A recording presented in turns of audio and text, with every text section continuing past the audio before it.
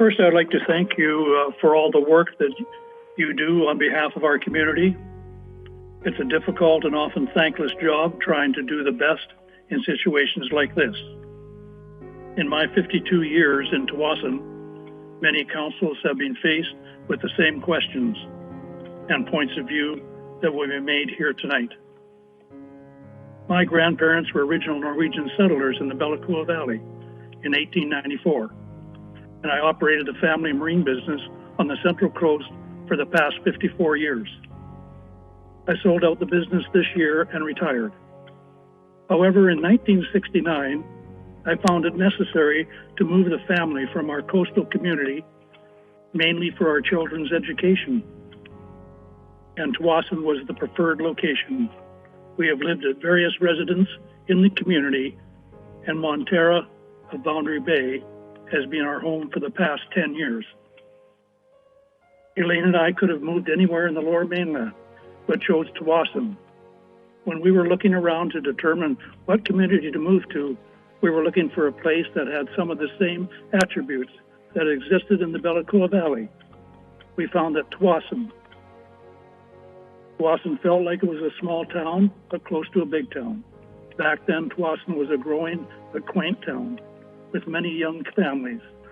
It had a small town feel where neighbors looked out for neighbors, much like the Bellacoola.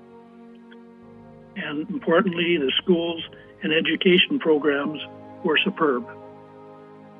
Kids played in the streets and no one locked their doors.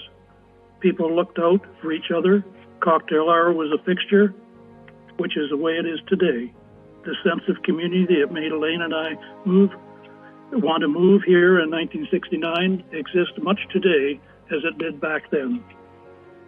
Tsawwassen has always been a place where people would leave in the morning and come back late in the afternoon. Most people work somewhere other than Tsawwassen, same as it is today. The stores in the town were mainly owner-operated, much like today. Back then, people called Upper Tsawwassen.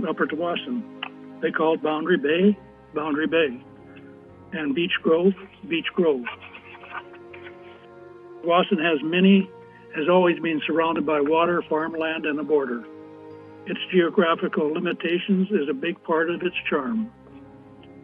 Back then, Beach Grove was mostly summer cabins that people from the city owned and used on the weekends and in the summer. Gradually over the years, those weekend visitors decided Tsawwassen was, well, a pretty great place to live all year round. So they started to fix up their cottages. They closed in their garages to add a bedroom and covered decks to have more living space. They added an extra story or put an addition out back. Some cottages weren't renovated, they were torn down, replaced by bigger, more modern homes. The objections and concerns about community character were voiced back then. People said that box homes were too big. They would change the essence of the cabin community and turn Beach Grove into a subdivision. That didn't happen. No, the renovated cottages and big houses did not change the essence of Beach Grove. People discovered that what made Beach Grove special was Beach Grove itself, the narrow roads, the meandering through the community as they do today. The beach smells, that's always right outside the door, just as it is today. A neighbor is always invited over for a drink and a laugh, just as they do now. That's what makes Beach Grove special. Those that were against the cottage renovations or replacements thought they were doing the right thing by their community. They had good intentions.